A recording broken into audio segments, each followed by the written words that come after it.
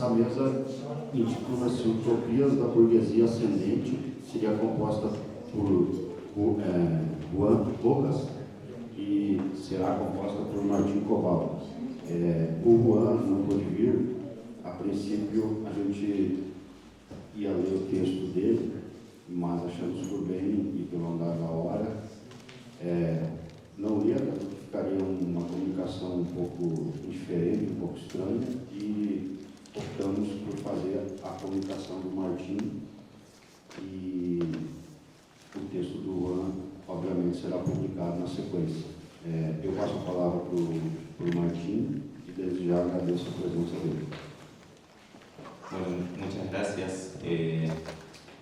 Había un periodista neoliberal argentino que se llamaba Neustadt que decía: no me dejen solo, así que lamento estar solo, pero bueno, espero no aburrirlos y ser, que sea interesante. Bueno, Como Robinson Crusoe. Exacto, sí, la verdad.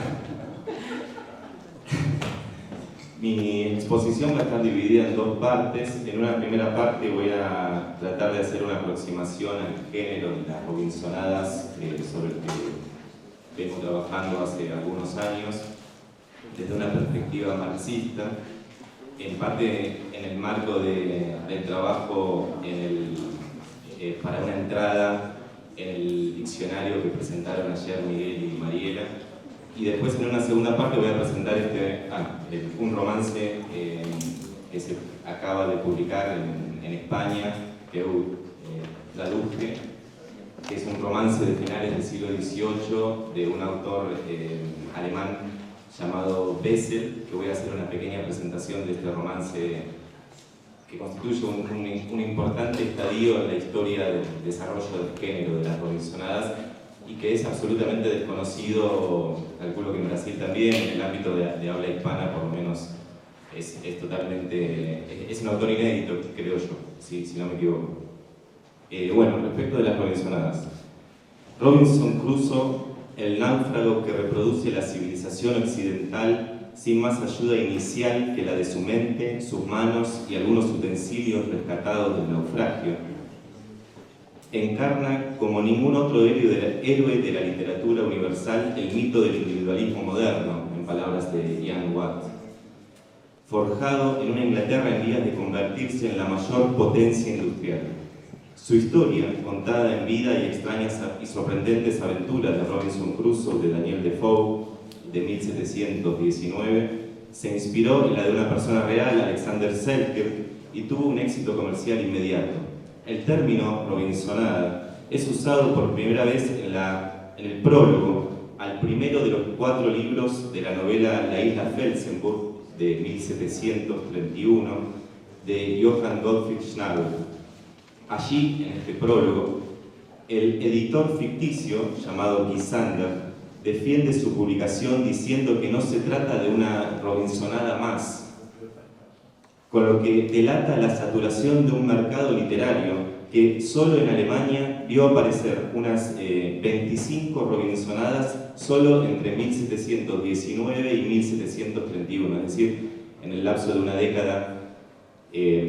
Lo que dice este editor ficcional, Gisander, también es una queja frente al carácter esquemático del género, que se compone prototípicamente de una serie de episodios característicos: fracaso económico o social en Europa, diversos viajes en barco en los que se viven aventuras de todo tipo, naufragio, salvación en una isla desierta, aprendizaje y restitución económica, por ejemplo, mediante el encuentro de un tesoro, o moral, sanación anímica, conversión religiosa, etc. Y luego hay una alternativa entre el regreso a la civilización y la permanencia en la isla. Lo cierto es que, más allá de los reparos de este editor ficcional Gisander, la fantasía estandarizada del hombre aislado en la isla desierta resultó muy atractiva en el contexto de la Aufklärung y hasta ya avanzado el siglo XIX, pues permitió reflexionar sobre la naturaleza humana y el origen supuestamente, entre aspas, contractual de las instituciones que regulan la vida social.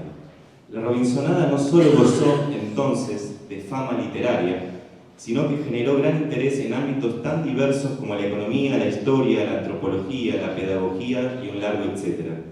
La consecuencia de esto fue que la isla de Robinson se fue convirtiendo con el tiempo, cito a un especialista llamado Novak, en un campo de batalla verbal, algo que se aprecia en la rivalidad entre el autor que voy a presentar más tarde, Bessel, y Campe, otro autor de la Ilustración alemana, ambos autores de Robinsonadas, y ya en la segunda mitad del siglo XIX, en Marx y en Engels, que recurren a la Robinsonada, entre aspas, burguesa, con ánimo polémico y actitud combativa.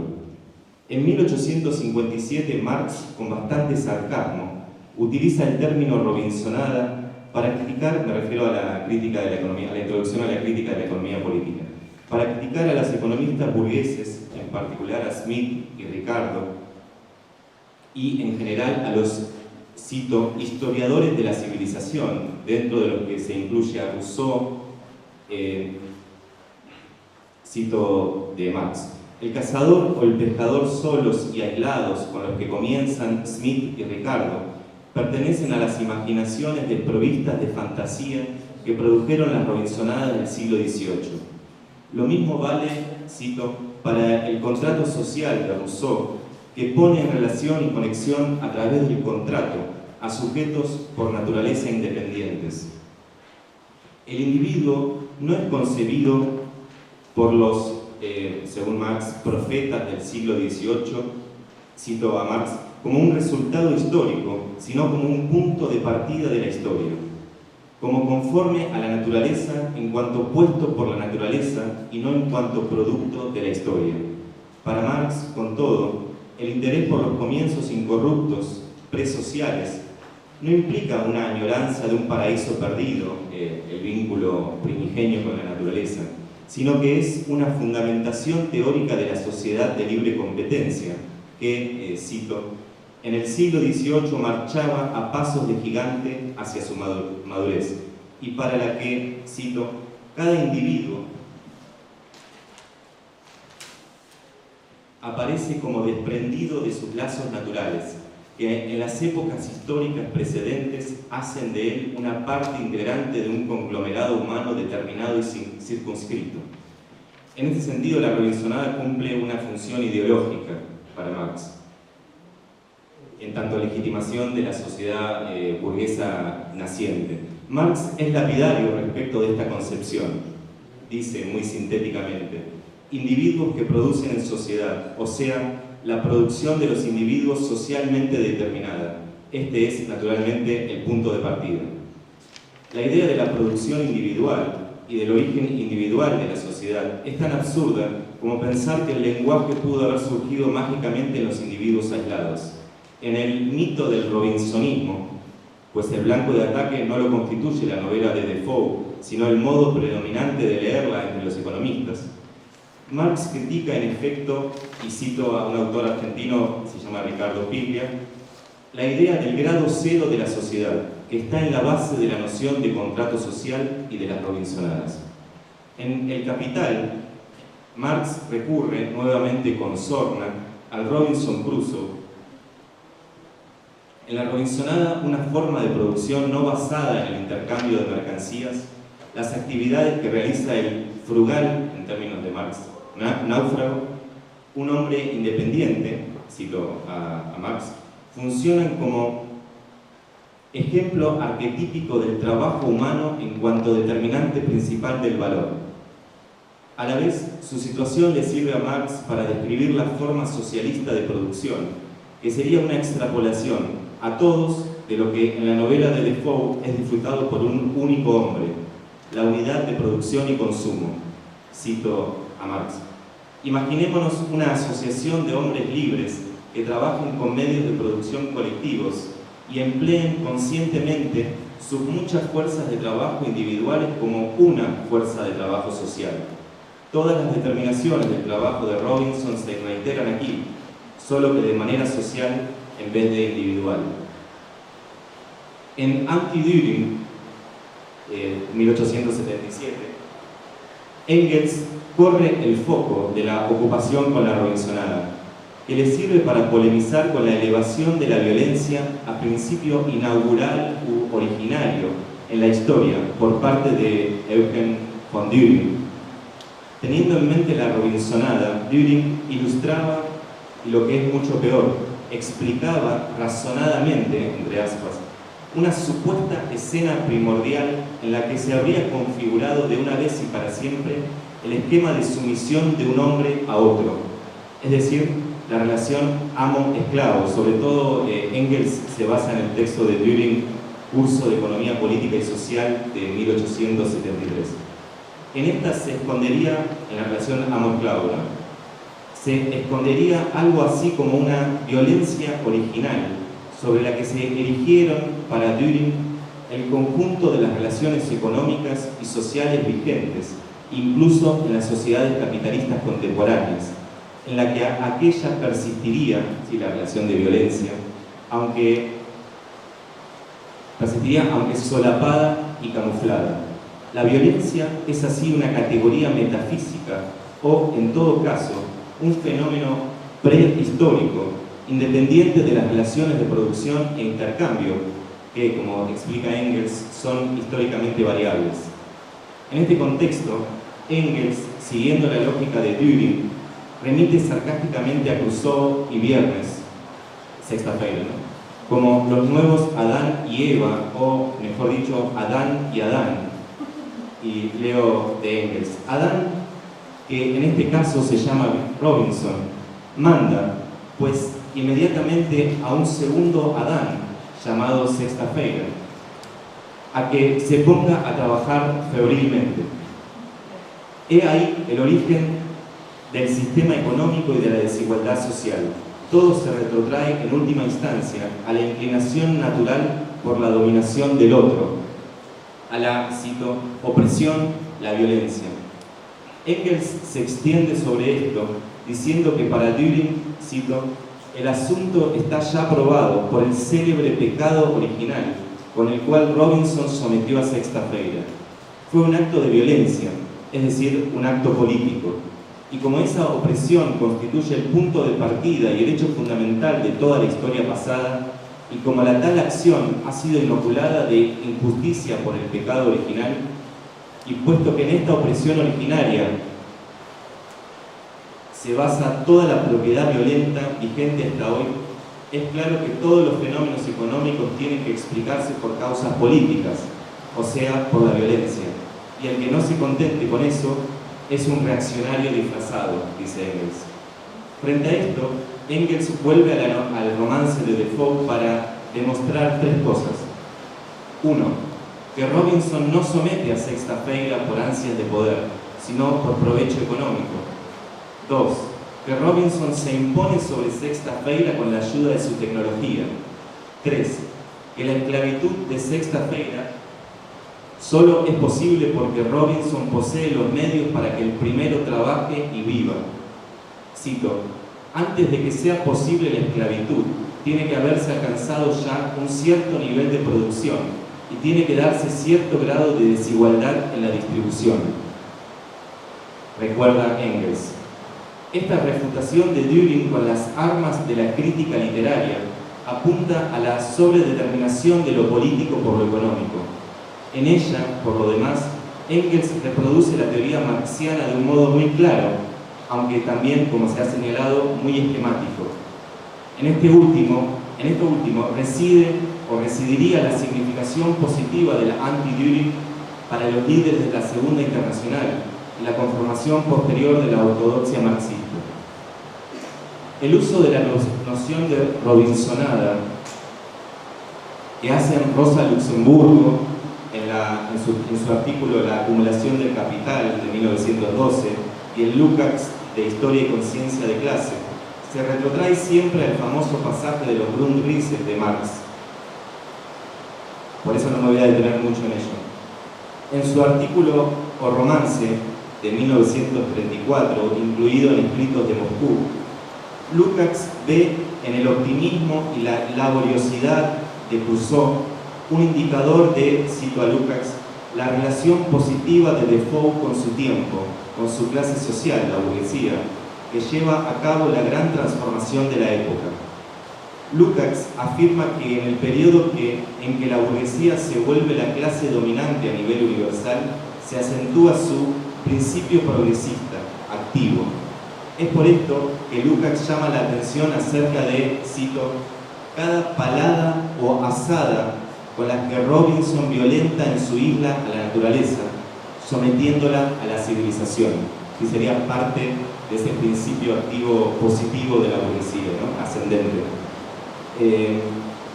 Lukács aclara que este optimismo no supone un ocultamiento de lo horrendo del mando completo de los poderes sociales con que el hombre somete a la naturaleza, sino solo que estos poderes sociales, cito, no han alcanzado aún su plenitud en la época en que Defoe compone su romance, en cuanto fantasmagoría muerta, algo que es propio en cambio de la sociedad capitalista ya consolidada y automatizada, como Lukács encuentra sobre todo en el romance de Balzac. En Dialéctica del Iluminismo, Adorno y Horkheimer consideran la Odisea de Homero como Robinsonada primigenia, cuyo héroe es ya un homo economicus que somete la naturaleza mítica al principio de la ratio valiéndose de la astucia. El aislamiento, posibilitado por la insularidad, refleja la condición del ser humano en la sociedad capitalista, en la que cada uno persigue, cito, sin miramientos su propio interés. Adorno y Horkheimer esbozan también una hipótesis psicológica sobre las causas de la mentalidad colonialista. Lo que me parece es algo nuevo, al menos en la aproximación marxista al género, ¿no? La impotencia infantil que sienten los náufragos al ser arrojados por las olas contra las rocas, eso es algo que se verifica en todos los romances, las Robinsonadas del siglo XVIII, ¿sí? Un momento de infantilización de los héroes en términos de impotencia ante los elementos de la naturaleza, que es gradualmente vencida por los Robinsones en la medida en que atraviesan una suerte de proceso simbólico de convertirse en adultos, ¿no? En ese sentido, las Robinsonadas del siglo XVIII pueden ser entendidas también como ritos de pasaje, en los que se representa el pasaje del estadio infantil a la vida adulta, ¿no? Entonces la impotencia que sienten los náufragos al ser arrojados por las olas contra las rocas actúa, cito, como ideología para su supremacía social, que se manifiesta como violencia vengativa sobre el indígena. Finalmente se alude a que la contracara de todo esto es la soledad del náufrago, que es índice de su alienación. El resto de los hombres, cito, se le presentan únicamente de forma alienada, siempre como instrumentos, es decir, como cosas. Esta es una idea que retoma Adorno en 1953, cuando dice que Kafka, cito, ha escrito la Robinsonada total, la Robinsonada de una fase del desarrollo del capitalismo en que cada hombre se hizo su Robinson, bogando sin timón en una balsa cargada de trastos reunidos sin conexión. Adorno refiere así a la alienación del hombre en su relación con sus congéneres y con las cosas bajo el capitalismo tardío. Es una imagen que sirve para entender, por ejemplo, lo que Robinson de Defoe, informa tras su salvación en la isla desierta, y cito el romance de Defoe. Caminé por la playa con las manos en alto, pensando en mis compañeros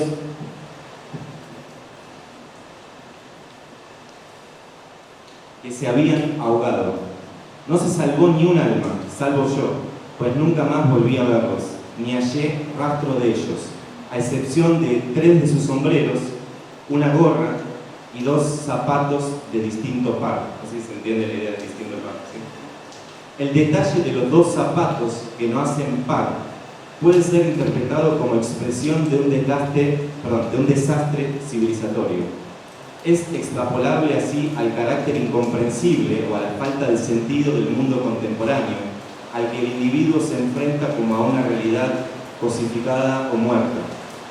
No deja de ser llamativo que mientras en el marxismo la Robinsonada fue usada para delatar las estrategias de autolegitimación ideológica de la clase burguesa, como en Marx, y para reflexionar acerca de la violencia multidimensional inherente al proceso civilizatorio capitalista, como vemos en Engels, en Adorno y en Lukács, a Milton Friedman, en su libro Capitalismo y Libertad de 1962, un referente del neoliberalismo, la historia de Crusoe le sirve aún para justificar su ideal de una sociedad de Robinsones, que compiten entre sí e intercambian libremente sus productos en el mercado, sin ningún tipo de control estatal paternalista.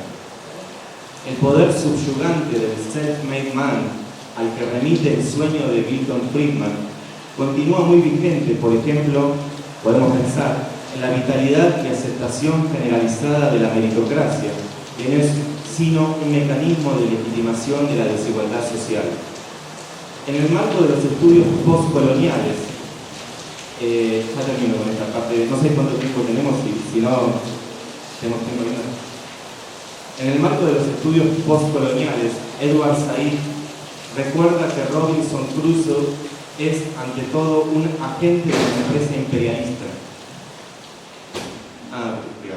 La reivindicación del sujeto subalterno fue tematizada entre las décadas 1960 y 1980 por autores como Michel Tournier, Julio Cortázar y Coetzee, el autor sudafricano. La Robinsonada del siglo XX reflejó además temas nuevos como la soledad existencial en las sociedades hiperdesarrolladas, como vemos en el romance La pared o el muro de Marlene Haushofer, y el miedo a la hecatombe nuclear, como vemos en el romance Espejos Negros, Espejos Pretos, de Arno Schmidt, del 51.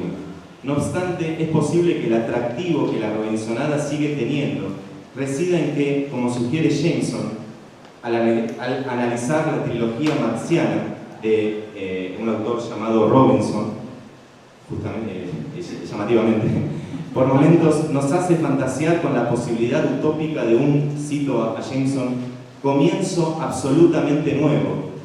Si en el siglo XVIII la Robinsonada buscó legitimar ideológicamente a la sociedad burguesa, en la actualidad, podemos pensar, expresa una preocupación por nuestro destino como especie. Bueno, esa es como la aproximación que quería hacer al género, y presento rápidamente el romance, en todo caso, de Bessel, así ya no me demoro mucho.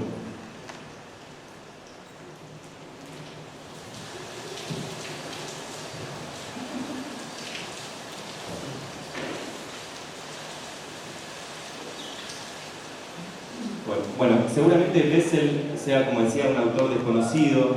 Se lo considera uno de los autores más radicales de la Spätaufklärung, de la ilustración tardía de finales del siglo XVIII.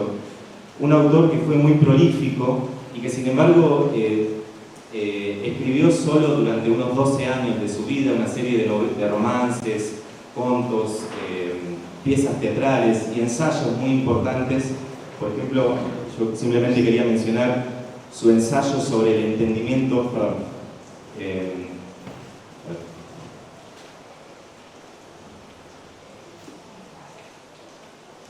ensayo sobre el conocimiento humano, muy inspirado en el ensayo de Locke, un autor por lo demás muy influido por el empirismo y el materialismo, sobre todo por John Locke y por los materialistas franceses de mediados del siglo XVIII. Bueno, en el ensayo sobre el conocimiento humano del año 1784, en el que Bessel retoma toda una serie de preocupaciones que atraviesan toda su obra, y muy en especial el Robinson Crusoe que aquí estoy presentando. Bien, pero paso simplemente a presentar el romance. Bueno, fue un autor, digamos, rechazado por la intelectualidad alemana de los años 60 y los años 70 del siglo XVIII, en gran medida por este apoyo radical y casi, yo diría, cercano a un profundo escepticismo con el materialismo francés del siglo XVIII, como comentaba antes. Y eso le valió en gran medida un rechazo generalizado en ámbitos universitarios e intelectuales todavía donde estaba todavía muy fuerte el racionalismo de Leibniz, ¿no? Era imperante, por lo menos entre los profesores universitarios, y en gran medida por esto se considera que las obras de Bessel fueron muy mal recibidas por la intelectualidad alemana de ese momento, ¿no? No me voy a detener mucho en esto, es más complejo obviamente de lo que estoy diciendo, pero presento el romance. Es un romance dividido en dos partes. La primera se publicó en 1779 y la segunda parte en 1780. La primera parte del Robinson de Bessel reproduce bastante fielmente en el plano argumental el Robinson Crusoe de Defoe. Lo que cambia es, sin embargo, mucho. En lo que se conoce como la Lesebuch-Fassung, bueno, no lo comenté, pero no importa ahora, la versión del Robinson que Bessel publicó de forma parcial para la serie Libro de Lecturas para la Juventud y sus Amigos entre el 78 y el 79, comienza con una muy sucinta introducción que no fue incluida en el libro, pero que sirve para entender mejor qué es lo que atrajo a Bessel de la materia robinsónica y al mismo tiempo qué es lo que le parecía necesario cambiar del libro original de Defoe. Y cito de este texto de Bessel: una parte de esta serie está destinada a incluir extractos de viejos relatos de viaje y de aquellos romances que pueden constituir un entretenimiento saludable e instructivo para nuestros jóvenes lectores. Y yo le doy comienzo ahora con el Robinson inglés, y es decir, ahí comenzaba a publicar en una serie de entregas esta versión del Robinson. Con todo lo conocido que es y lo mucho que se ha leído entre nosotros este libro, ya no se puede suponer que haya alguien que pueda encontrar placer en la lectura de nuestras traducciones alemanas. Pero incluso el original posee largos pasajes aburridos y penosos, ya que el autor quiso darle en demasía el aspecto de un relato de viaje real e incluyó nimiedades que solo pueden ser de interés para los marinos. Es de suponer que fuera llevado a ello por la verdadera historia, sobre todo la que eligió su fábula, que es el diario de un cierto escocés, Alexander Selkirk. Si Defoe, ¿no?, hubiese tenido genio suficiente para valerse de los sucesos del diario y disponerlos en un todo cuya verosimilitud fuera buscada en la coherencia interna y no en pequeñeces secundarias, la estadía solitaria de un aventurero en una isla desierta, en la que éste debe idear con esfuerzo el modo de satisfacer la mayoría de las necesidades, le habría dado una abundante materia para redactar un importante romance filosófico. Para mi propio relato actual, tan solo deseo resaltar precisamente esta estadía y arropar en un nuevo estilo el tratamiento que le da el autor inglés. Hasta aquí la cita. Lo que busca Bessel es liberar de su fárrago, en términos, es una palabra que usa Rousseau en el Emilio para referirse al romance de Defoe, al original inglés, reconvertido en un romance filosófico que, según se declara en el prefacio de la primera parte, debería empujar a todos los hombres de la pasividad a la actividad. Lo cierto es que para lograrlo el autor alemán lleva a cabo una drástica reducción del romance de Defoe, sobre todo suprime casi todo lo que no tiene que ver con la vida de Robinson en la isla y quita todo el contenido religioso. Incluye comentarios teóricos donde va explicando parte del argumento, cambia la perspectiva, o sea, lo que en Defoe es una primera persona pasa a ser una tercera persona, y hace depender todo el texto de su consecuente concepción filosófica materialista y en gran medida escéptica, como decía antes, que se expresa explícitamente en ciertos detalles importantes en los que no me voy a detener ahora, pero que se resumen básicamente en la idea de que Robinson es una suerte las acciones de Robinson son resultado no de su voluntad, sino de una suerte de determinismo de la naturaleza, tanto de sus propios impulsos como animal humano, como del entorno. Y en ese sentido, Bessel muestra una idea de individuo como digamos, reducido a un organismo mecánico, a una máquina, ¿no? Como, digamos, en el sentido de un ser que no tiene libertad de decidir siguiendo el impulso de su propia voluntad, sino que es un mero engranaje mecánico, ¿no? Como pensaban justamente los materialistas franceses del siglo XVIII. Y comento brevemente la segunda parte, que es quizás la más interesante.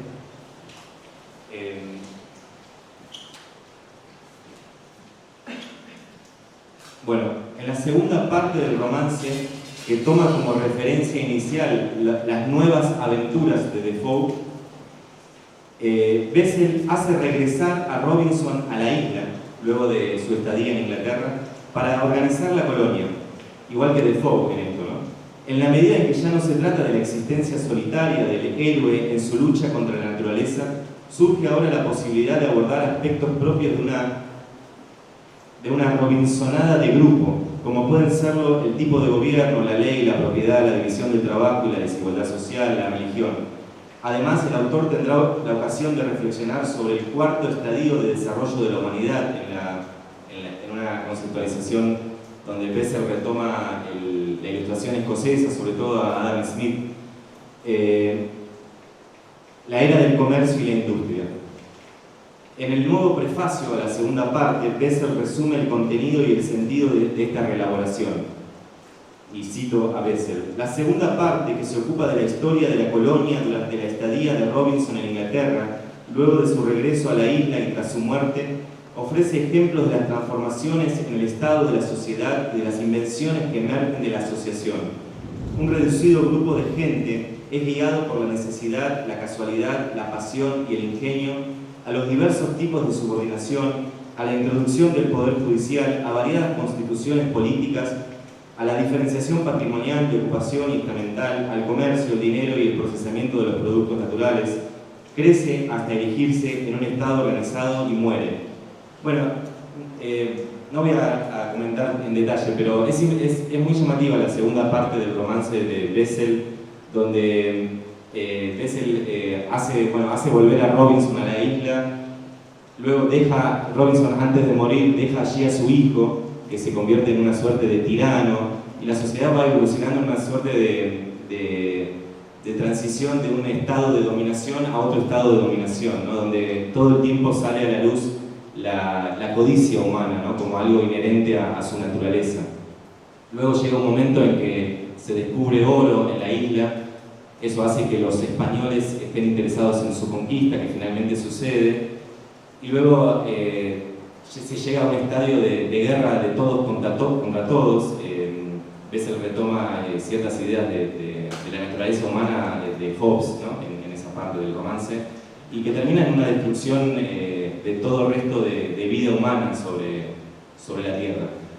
En ese sentido, fue un romance que escandalizó bastante a sus lectores por este grado de escepticismo muy llamativo en el contexto de la Ilustración alemana, en el sentido de un escepticismo respecto de las posibilidades del entendimiento entre un ser humano y el otro, ¿no? Es muy radical la negativa de Bessel a la pregunta de si es posible el entendimiento entre los seres humanos y una feliz organización de la sociabilidad humana. Bueno, el romance, como yo comentaba antes, no tuvo mucho éxito en gran medida por esto que estoy diciendo.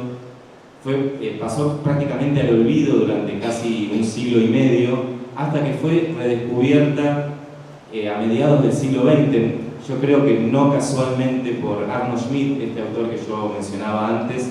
Arno Schmidt es el autor del primer romance, de la primera Robinsonada post-apocalíptica.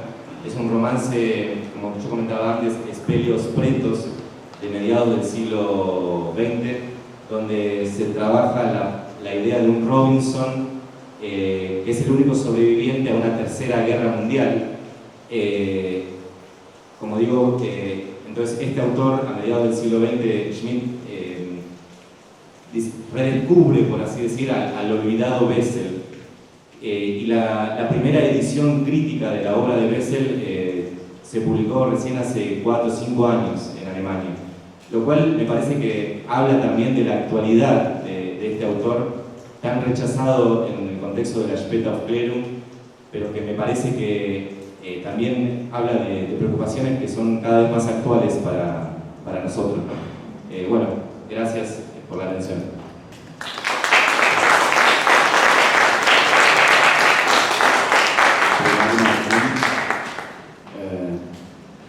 Passo agora a palavra ao público, questões, anotações, conclusões, aberta a palavra. Obrigada, Martim. Primeiro, eu ainda não li o livro, a sua tradução. A gente tem em casa, né? Não, a gente tem. Não, é só o Friburgo, esse é novo. Acaba de sair. Eu tampoco tenho fisicamente. No, ainda não tenho. Ainda não tenho. Interessa demais. Legal. Bom, obrigada pela apresentação. Bom, eu não vou comentar a respeito desse livro, que é o ponto aqui, né? Mas vou fazer uma pergunta a respeito do Robinson clássico, né? Porque você disse que. Bom, primeiro, né? Ali eu acho que tem uma enorme mistificação, né? Tanto do capital quanto da natureza, né? Só para exemplificar, quando o Robson está já na ilha, ele faz uva passa, né? Uvas passas. Então ele diz que ele encontra uma videira ali, né? Uma plantação tipo espontânea. E só deixa ali no sol e simplesmente ele tem uvas passas para o ano inteiro, né? Que é uma forma de retirar a ação humana, né, da produção. E o mesmo no que diz respeito ao capital, porque quando no final do livro, quando ele volta para o Brasil, né, que ele estava no Brasil, o capital dele tinha dado frutos, né, também. Então, assim, essa é uma mistificação. Isso é uma coisa. Em segundo lugar, né, a razão que ele mesmo dá para a sua tragédia pessoal, né, que é a desobediência com relação aos pais. Esse ponto que eu queria te perguntar. Você disse que, de acordo com, eu não sei qual era o autor, talvez o Adorno, ou ele analisa isso como um processo de tornar-se adulto, né? Mas esse tornar-se adulto é precisamente reconhecer o caráter negativo, o castigo divino que advém da desobediência aos pais, né? Então eu queria que você comentasse esse ponto, um tornar-se adulto, que na verdade é o fim de uma rebeldia, de uma tentativa de ter uma vida distinta àquela que os pais, né, determinaram. Então eu queria que você comentasse esse ponto. E uma outra coisa, eu queria que você falasse um pouco mais sobre a ideia do, que eu não conhecia, da Odisseia do Homero como uma pensionada original, uma pensionada primeira, né, que me parece muito esquisita, na verdade. Né? Queria saber se você concorda com isso ou como isso se justifica. Né? Queria que você comentasse um pouco.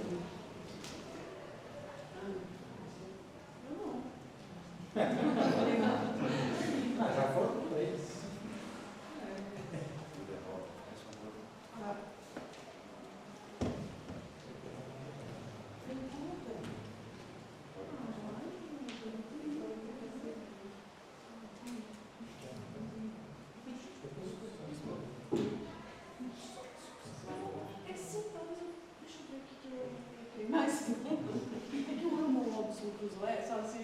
Mas acho que não. Eu vou ler os outros, eu vou ler esse com certeza. Aí vou encher bastante o saco.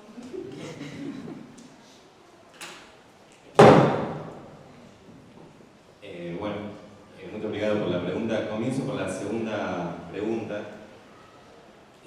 No, simplemente lo que hacen Adorno y Horkheimer respecto de esta equiparación de Robinson Crusoe con Ulises es digamos, son dos héroes que representan, caracterizados por la astucia, digamos, y en ese sentido por héroes que se sobreponen o que dominan el mito, digamos, dominan las fuerzas míticas de la naturaleza, que en ese sentido Adorno y Horkheimer dicen que Ulises es un Robinson primigenio, digamos, que aquello que caracteriza a Robinson ya está prefigurado en Ulises, ¿no? En el famoso pasaje donde analizan el canto de la sirena, ¿no? El momento en que Ulises vence, gracias a su astucia, a la razón el poder seductor del mito, ¿no? En el caso de... Es bastante escueto el pasaje en el que Adorno y Horkheimer se refieren a esto. No analizan en detalle el Robinson de Defoe, pero uno podría pensar pensando en Defoe y en el género de las robinsonadas, que el gran peligro mítico asociado a una regresión a un estadio mítico en las robinsonadas es la locura, me parece, digamos, donde... esto no lo dicen Adorno y Horkheimer, yo deduzco a partir de lo que dicen ellos, pero digamos que el peligro que corre todo náufrago después del naufragio es volverse loco, o sea, perder la cordura. Y la primera acción que realiza Robinson Crusoe de Defoe es correr como un maluco por la playa, desesperado, es decir, yo corrí como un maluco, ¿no? Y eso es algo que trabaja también, ves en esta versión, el miedo que siente Robinson la primera noche que pasa en la isla, que es algo que no aparecía tan explícitamente en Defoe, que está asociado al miedo a la locura, básicamente. Y que en gran medida la historia de estos Robinsones del siglo XVIII es un trabajo diario por vencer el poder subyugante de la locura, así se podría pensar, ¿no? Y de ir imponiendo categorías humanas a los poderes elementales de la naturaleza, digamos. Es eso, es el triunfo de la civilización sobre este impulso de regresión a lo prerracional, digamos. Me parece que tiene que ver con eso, lo que piensan Adorno y Horkheimer. Y respecto de lo otro, no, o sea,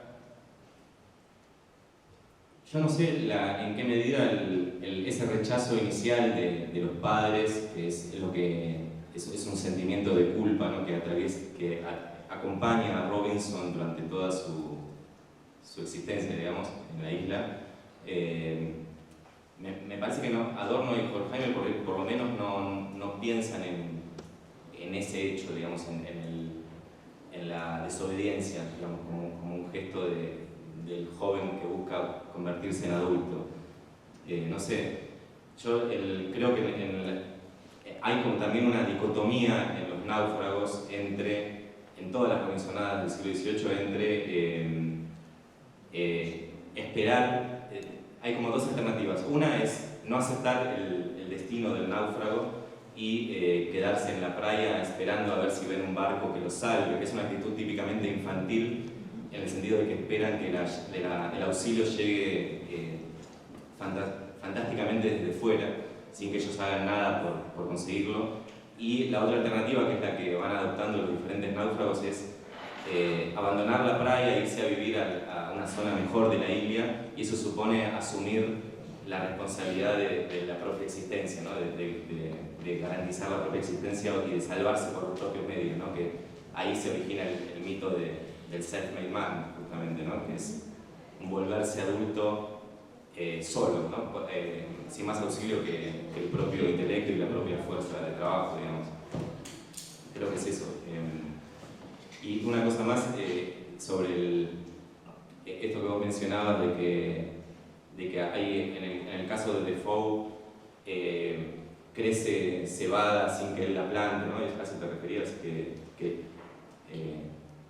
crece trigo o productos de la tierra espontáneamente, que eso en Defoe tiene una connotación religiosa, digamos, hay un profundo agradecimiento a Dios por eso en Defoe, y en Bessel ese motivo es cambiado por la idea de una casualidad absoluta, digamos, no aparece para nada la idea de Dios. Bessel retoma un concepto de la ilustración escocesa, que es la idea de las consecuencias inesperadas, que es un concepto que está en Adam Smith y en Ferguson sobre todo. Esta idea de que esconde una concepción de la historia según la cual los hombres no hacen la historia, sino que la historia no obedece a las intenciones humanas, sino que tiene una lógica propia, ¿no? En la cual las intenciones humanas no juegan rol alguno, la voluntad y el intelecto humano no juegan rol alguno en la historia. Por ejemplo, en la versión en la segunda parte del romance de Bessel, Robinson se opone a la abolición de la esclavitud en la isla, en un momento de desarrollo de la colonia, y cuando se va de la isla y deja a su filho, cuando llega a otra isla, a un puerto antes de llegar a Inglaterra, envía a la isla animales de carga y de tiro. Y eso tiene la consecuencia inesperada de que la esclavitud es abolida porque tienen ahora animales, pero no era la intención de Robinson. Y bueno, nada, creo que tiene que ver con tu pregunta, pero nada, eso. No sé si hay algo más. Mas, agradecendo a exposição, Robson Crusoe também o interesse, né? E a figura de maior interesse, e passou pelo Brasil, por isso, né? Tem a circunstância de ter passado pelo Brasil e ter partido no Robson do Defoe. Então, o Robson original, das velhas, ele entra no circuito da acumulação primitiva e o barco que vai naufragar na ilha é um barco de tráfico escravista, trata dos idênticos aos termos. E nas Robsonadas isso aparece também, em outras versões do Robson, que eu conheço, né, também ocorrem exemplos em que o Robson Crusoe vai se envolver no tráfico negreiro, ou vai participar de atos de pirataria, enfim, vai participar do circuito mais ou menos realista, né, da acumulação primitiva, ou de fato predomina a fantasia e a possibilidade de escolar, né, passas a partir de uvas, etc. Ou ter uma mistura, eventualmente aparece mais, né, essa situação propriamente da exploração colonial, né, porque o original está lá, está registrado, né, então deu dado. Com relação, né, por contraste com a literatura brasileira, a gente já comentou em outros encontros, né, tem o dado de que esse é um tema tabu, né, não há praticamente nenhum do traficante, muito menos viagem de tráfico enunciada, ou e muito menos em que o personagem protagonista participe. Tem um caso excepcional, que é resolvido em três parágrafos no Memória de Sargento Milícias, e agora eles descobriram, não por acaso, no livro escrito por uma descendente de escravos, né, que é o Úrsula, então isso consta, né, mas o tema era tabu, né, que o céu não tem nenhum outro momento. Então, do ponto de vista, né, para contraste entre a experiência literária, né, brasileira do século XIX e isso vai adiante, né, eu acho que nem ainda nos anos 20 não tem notícia de, né, nada que romance histórico que refira explicitamente, né, esse tipo de coisa.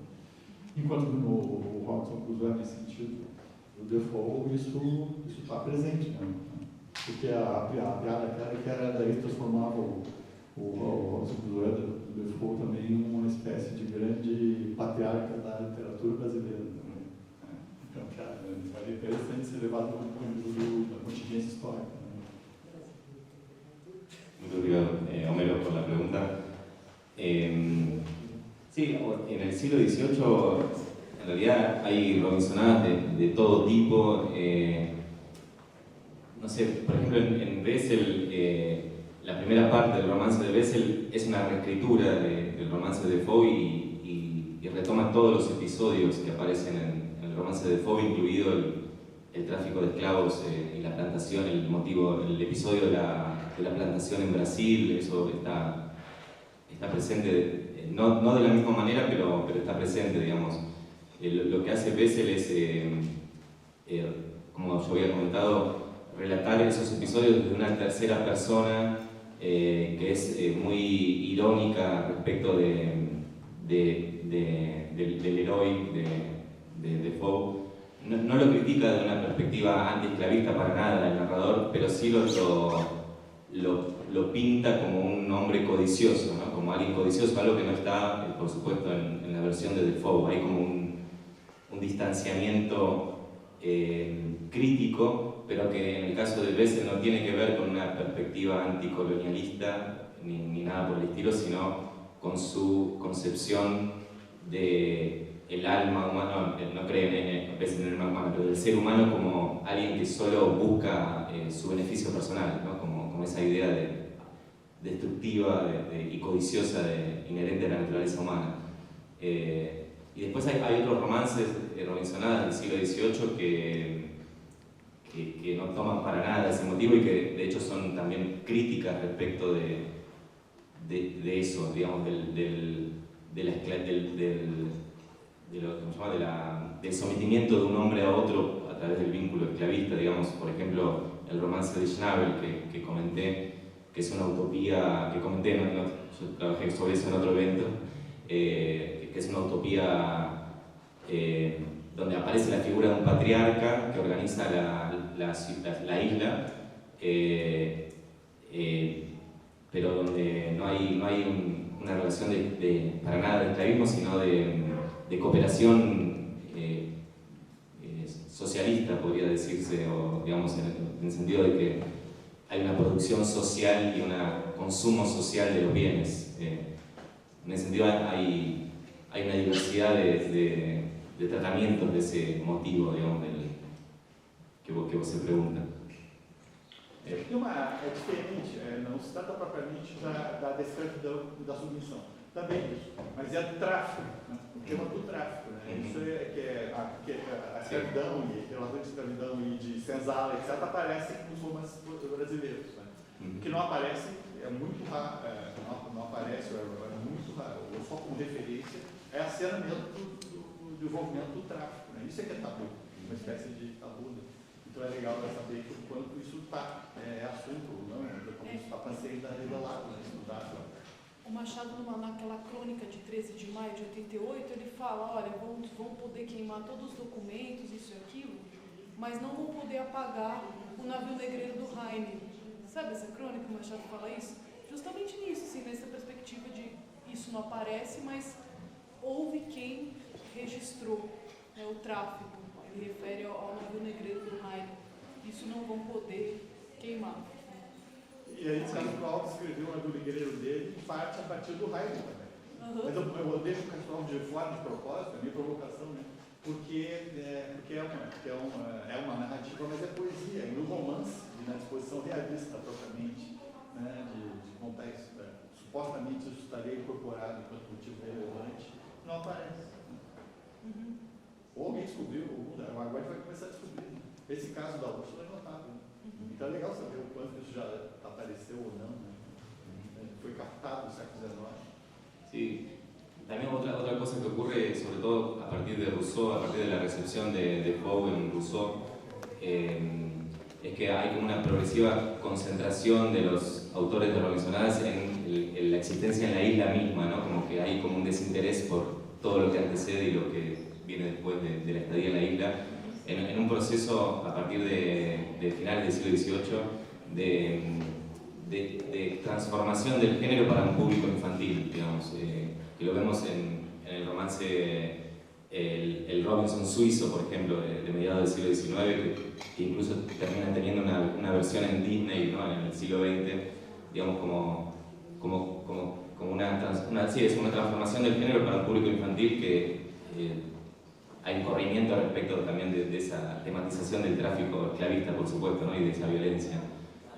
También es interesante cómo Lukács se refiere a eso en el trecho que falé, digamos, de que Defoe dice es un autor que no oculta ideológicamente lo horrendo del desarrollo capitalista, pero donde prevalece el optimismo de esos autores y esa relación positiva de esos autores con la época de la burguesía ascendente, ¿no? Y que la presencia de ese tráfico esclavista obedece al realismo de Defoe, que le impide ocultar el lado ruin del desarrollo, digamos, de ese desarrollo. Pero bueno, es algo para seguir pesquisando en todo caso. Queria só saber, aproveitando a discussão, a respeito do racismo no Robinson do Wessel, porque no Robinson clássico, primeiro, né, tem a questão que o Sexta-feira não só aceita a escravidão, como traz a sua família inteira, né, para ser plenamente grávida. E haveria um outro povo lá também, que é caracterizado por comer animais felinos, né, se alimentar de animais felinos. Isso colocava eles numa condição de selvageria, e que me parece que é justamente uma hierarquia racial que acontece ali, né? Então, assim, a raça superior é a branca cristã, tem muito a ver com o cristianismo.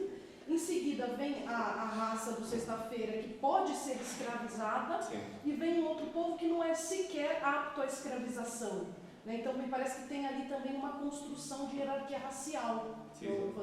Como que isso no Wessel também existe essa questão racial? ¿En Wessel? Sí, es que toda la primera parte del romance de Defoe está prácticamente igual en Wessel, solo que cambia la perspectiva y ese tema también, esa idea de que hay grados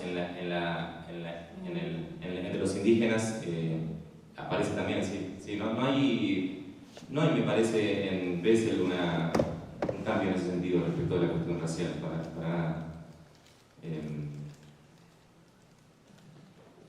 Ahora no se me ocurre más.